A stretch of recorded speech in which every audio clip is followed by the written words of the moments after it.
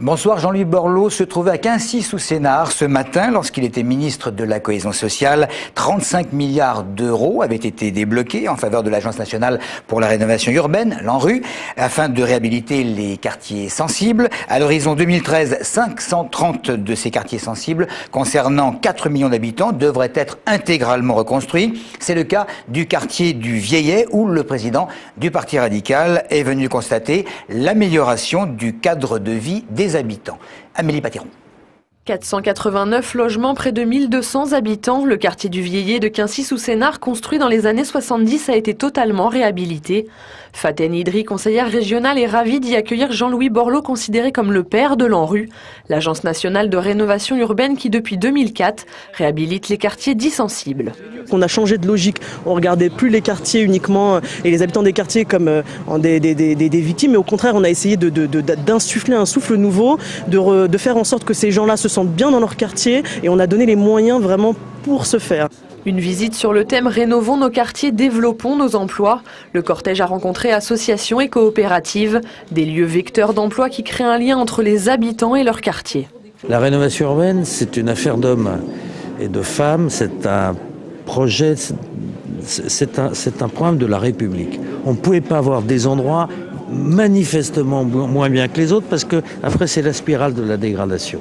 Mais en même temps, ça ne se fait qu'avec les gens, c'est infaisable autrement. La visite du président du Parti radical sur les terres de Faten Idri, membre de ce même parti, n'a rien d'un hasard, à 2 semaines du premier tour des élections cantonales. En 2009, le Conseil général de l'Essonne et celui du Val-de-Marne ont créé le pacte d'Orly en partenariat avec la CCI des 2 départements. Le principe, il est simple, développer l'emploi, la formation et l'économie, évidemment, du secteur d'Orly. 17 communes autour de l'aéroport sont concernées par ce plan, dont Juvisy, Morangis et Massy en Essonne. Hier, le Pôle emploi et Orly International, le nom de l'association qui gère ce pacte, ont signé un pacte partenariat. Le but de la manœuvre, c'est de compenser les inconvénients dus à l'aéroport en profitant de l'emploi et du développement économique que ce dernier évidemment peut apporter. Quelques projets sont en cours, dont une nouvelle gare TGV, la création d'une ligne de tramway et des écoquartiers d'affaires. Devenir propriétaire, c'est peut-être plus problématique à présent qu'il y a quelques temps, sans s'apesantir sur le bond de 17,5% que viennent de faire les prix de l'ancien dans la capitale. On peut se souvenir que début 2010, les spécialistes tablaient sur une stabilisation du marché à venir. Ce n'est pas le cas. Il faut remonter à la fin des années 80 pour retrouver une telle explosion des prix de l'immobilier en Ile-de-France. Ces augmentations, elles varient de 6,4% en Seine-Saint-Denis à 15,5% quand même dans le 92. L'Essonne semble quelque peu épargnée, comme nous l'explique Olivier Savary au micro de Tariq Aïnou.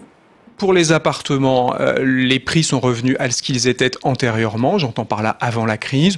On peut avoir en moyenne un appartement en Essonne aujourd'hui pour environ 2670-2700 € du mètre carré. Une maison en Essonne, comme en Grande Couronne d'une manière générale, demeure de l'ordre de 30% moins cher qu'en Petite Couronne et 60% moins cher qu'à Paris.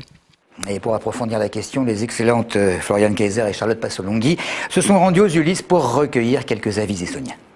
Je pense que c'est normal, vu le coût de la vie, c'est tout à fait normal. Tous les effets économiques, ça a fait qu'il y a eu des conséquences au niveau de l'immobilier. C'est énorme, c'est sûr. Hein. Les ouvriers qui gagnaient très peu, ils ne peuvent pas acheter, c'est pas possible. Hein. Plus que ça augmente, moins on a des chances d'acheter. Les impôts locaux, ils ont tous pris, je crois, 100 € par famille, quelque chose comme ça. Pour les gens qui vivent ici, à 90% pour avoir un HLM, c'est beaucoup. Les jeunes qui ont des salaires qui ne sont pas très élevés, donc ils n'ont pas accès à la propriété, c'est sûr. On n'a plus de motivation pour aller demander un achat maintenant, hein, parce que vu les prix, comment ils ont augmenté. Alors les loyers, s'ils pouvaient avoir un petit prix pour les jeunes, ce serait très bien. Hein. Ça nous éviterait d'avoir nos enfants jusqu'à 30 ans chez nous. C'est plus difficile. Hein. S'il n'y a pas les parents derrière, qui peuvent. On peut plus se loger, tout simplement. Par rapport à nos salaires, c'est toujours trop cher. Ça va être plus difficile pour les gens de pouvoir acheter, mais personnellement, ayant acheté il n'y a pas longtemps, je me dis que ça peut être une bonne affaire aussi. Moi, je trouve que c'est trop cher. Je ne sais pas où on va. Un volet social, après une forte mobilisation la semaine dernière des élus locaux et du personnel médical. Un rassemblement a eu lieu ce midi au centre hospitalier Georges Clémenceau de Chanqueuil. Martine Oriot, directrice du centre hospitalier Mont-d'Or, dont dépend le site de Chanqueuil, et le personnel médical ont parlé lors de cette réunion des rumeurs de fermeture de ce lieu. À la question posée par les syndicats, l'hôpital Georges Clémenceau va-t-il fermer et que vont devenir les patients ainsi que le personnel? Aucune réponse concrète de Madame Oriot n'aurait été donnée. À l'issue de cette rencontre, les personnes présentes se sont dit déçues.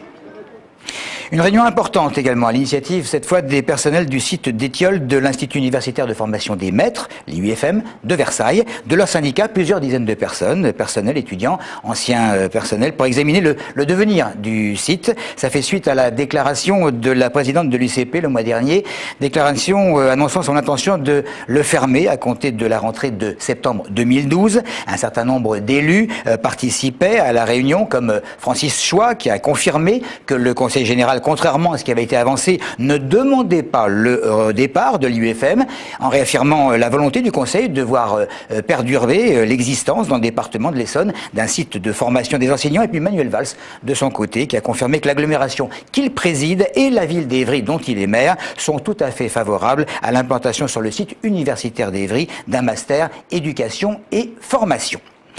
Sans transition, en Essonne, une entreprise basée à Chevannes vient de lancer une machine innovante pour le monde du tennis. Contrairement au lance-balles classique, traditionnel, la vitesse, les effets, l'intervalle entre deux lancers, le nombre de balles, plein de paramètres sont réglables directement sur l'engin et sur Internet. De quoi retrouver les sensations d'un vrai match de tennis. On va ça avec Claire Colombel et Jérémy Guillaume.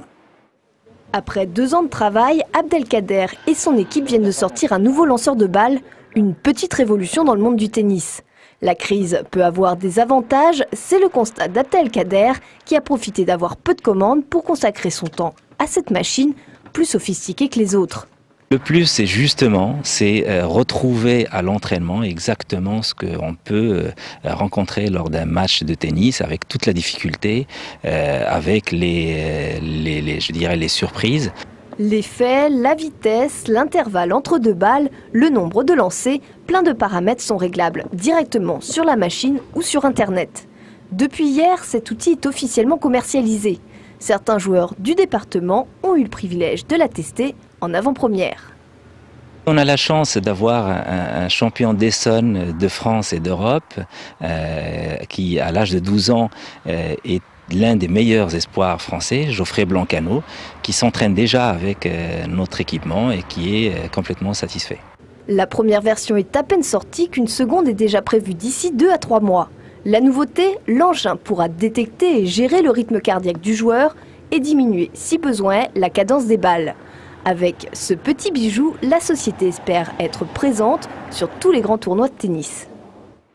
Musique pour signaler le début du festival Voix au féminin qui débute ce soir donc à Palaiseau, au théâtre des Trois-Vallées, au programme Marie-M et Valérie Boston.